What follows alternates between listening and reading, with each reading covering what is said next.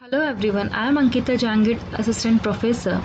Now today I will tell you important topics for Unit 1 which are very important and questions are asked many times from these topics if we see the previous year question papers.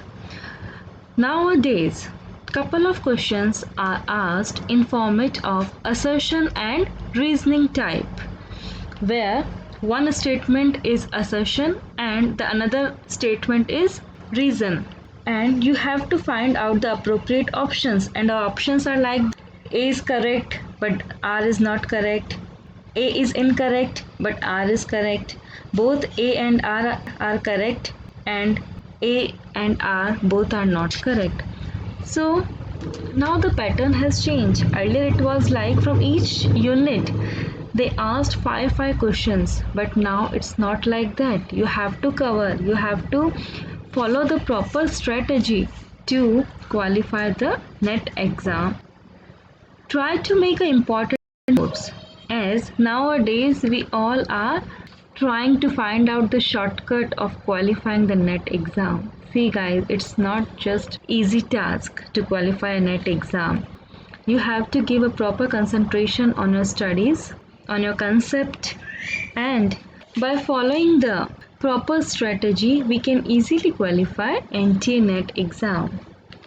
Now, today I will tell you the important topics from Unit 1, Management. Now let's start. Managerial roles. Now if I talk about the managerial roles, this is the topic which we can easily find in any book of Principle of Management, whether it will be a BBI, BMS, BCom and many other courses. So managerial roles, there are three types of managerial roles which was given by Henry Mintzberg. These are informational, interpersonal and decisional roles. Now it is very easy question, but then also when many times we are not able to attend this question as we always forget the name of authors and name of the person who have given the concepts. So my request is that please make a separate notes of all these important topics so that it will be easy for you. Now the next topic is managerial skills. Management theories. Now there are so many management theories. If I talk about the F.W. Taylor theories, then administrative theory, bureaucratic theory, you should know all the name of the person who have bring these theories. Then a very important topic, decision making process. Many times question asked in NTA NET exam in management. Authority and responsibility, the concept of authority and responsibility, and this topic is asked in the type of assertion and reason pattern.